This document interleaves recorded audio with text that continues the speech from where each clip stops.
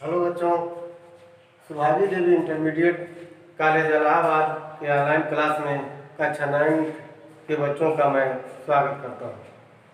कक्षा 9 के बच्चे के लिए आज मैं हिंदी विषय का कबीर के दोहे साखी से लिया गया है।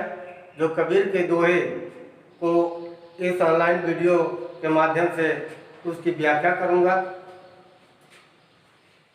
पिछले वाले वीडियो में आपने इसका अगला जो 6 था कबीर का 6वां दोहा पढ़ चुके हैं।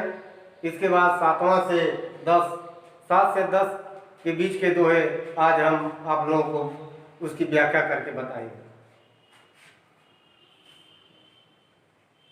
अब देखिए,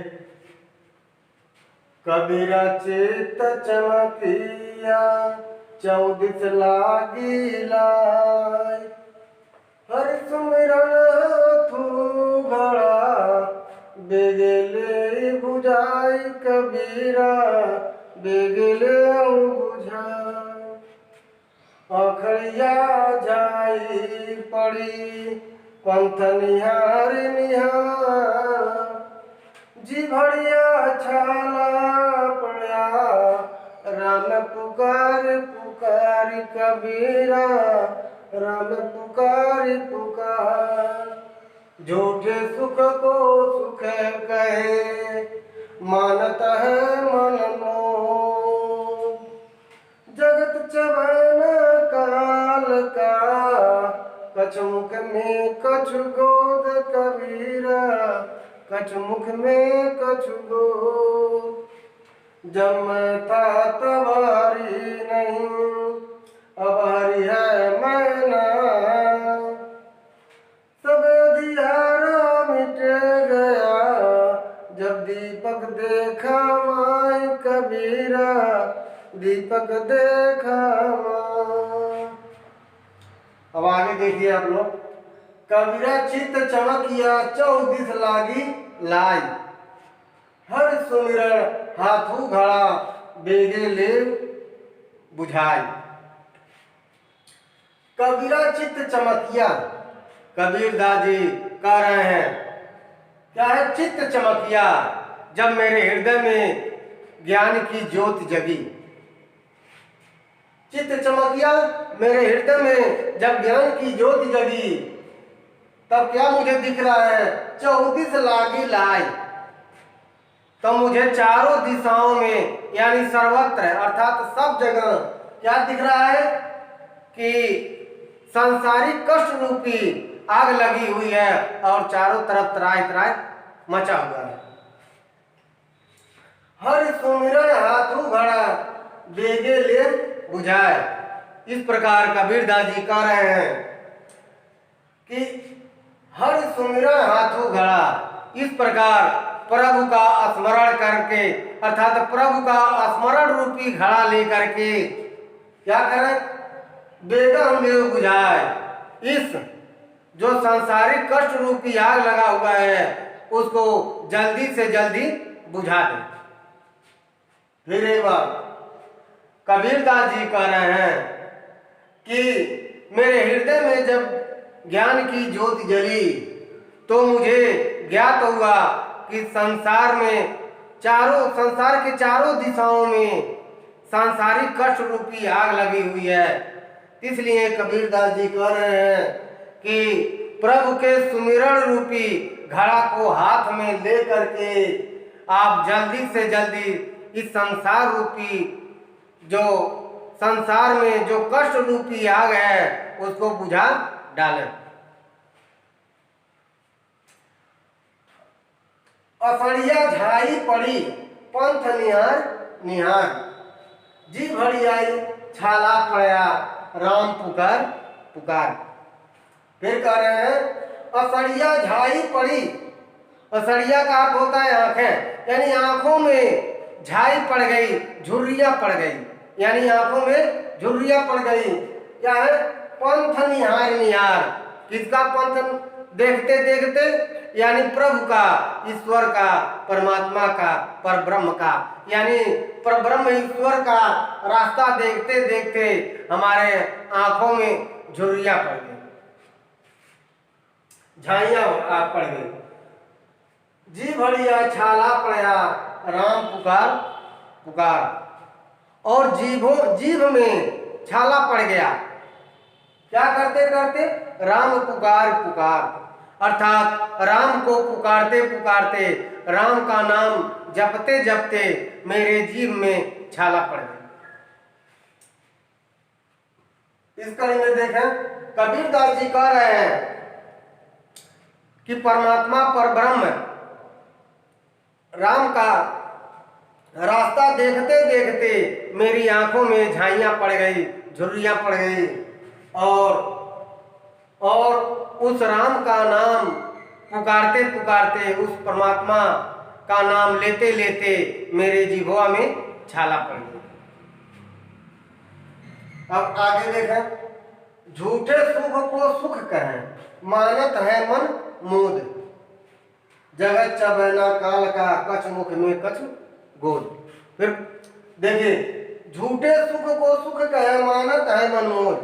ये जो झूठा सुख है अर्थात जो सांसारिक सुख है, उस सुख को अज्ञानता बहुत सभी लोग सुख कहते हैं। कबीरदास जी कह रहे हैं ये जो झूठा सुख है, ये सांसारिक सुख है, उसी सुख को सब सुख कहते हैं। मानत है मनमोद, और उसी को सुख समझकर लोग क्या करते हैं? प्रसन्नचित होते हैं, हर्षित रहते हैं, खुश रहते हैं, आनंदित रहते हैं। जगत चबैना काल का, कछ मुख में कछ गोद। जगत चबैना का अर्थात यह संसार मरणशील है, यह संसार नश्वर है। यहाँ जो भी भौतिक वस्तुएं आपको दिखती हैं वो नश्वर है, कभी समय के साथ वो समाप्त हो जाती हैं, समय के साथ समाप्त हो जाएंगी। वही बात कह रहा है, जगत चबैना काल का, ये सांसारिक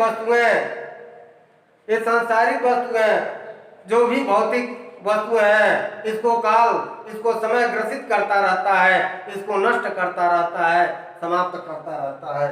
कछ मुख में कछ गोद। ये जो सांसारिक वस्तुएं हैं, कुछ काल के मुख में है या कुछ उसके गोद में है। कहने का अर्थ, सबको अपने आवेश में ले रखा है, कोई कुछ उसके मुख में है या कुछ उसके गोद में है। फिर आगे देखो, कबीरदास जी कह रहे हैं कि मानव भौतिक सुख को सुख समझता है, ये सांसारिक सुख है उसे सुख समझता है, और उसी सांसारिक सुख को के आनंद से आनंदित होता है, उसी सांसारिक सुख को सब कुछ मानकर आनंदित होता है। इस प्रकार यह संसार मरणशील है, यह संसार नश्वर है, जिसको काल कभी भी ग्रसित कर सकता है। इस प्रकार इस संसार की सभी वस्तुएं कुछ काल के मुख में है और कुछ काल के गोद में। जब मैं था तब हरि नहीं, अब हरि है मैं नाय, सब अधियारा मिट गया जब दीपक देखा मां। जब मैं था, यानी मैं का अर्थ अहंकार, यानी जब मैं अज्ञान में था तो मुझ में अहंकार था, अर्थात जब मैं था, जब मुझ में अंधकार अज्ञान रूपी अहंकार था, तब हरि नहीं, तब मुझे हरि के दर्शन नहीं हुए थे, हरि मुझे नहीं मिले थे, अर्थात ईश्वर की प्राप्ति नहीं होती, अर्थात ज्ञान की प्राप्ति नहीं होती। जब मैं था तब हरि नहीं, जब मुझ में अहंकार था तब मुझे ईश्वर की प्राप्ति नहीं हुई थी। अब हरि है मैं नाय, जब मुझे ज्ञान रूपी ईश्वर की प्राप्ति हो गई है, मैं नाय, तब मुझ में अहंकार, तब मेरा अहंकार समाप्त हो गया है, तब मुझ में अहंकार नहीं है, तब वहां अज्ञान रूपी अहंकार नहीं है। फिर एक बात देख लें, जब मैं था तब हरि नहीं, अब हरि है मैं नाय। जब मुझ में अहंकार था तब मेरे पास ज्ञान रूपी ईश्वर नहीं था, अब मेरे पास ज्ञान रूपी ईश्वर है, तब मुझ में अहंकार नहीं है। सब अधियारा मिट गया जब दीपक देखा माय।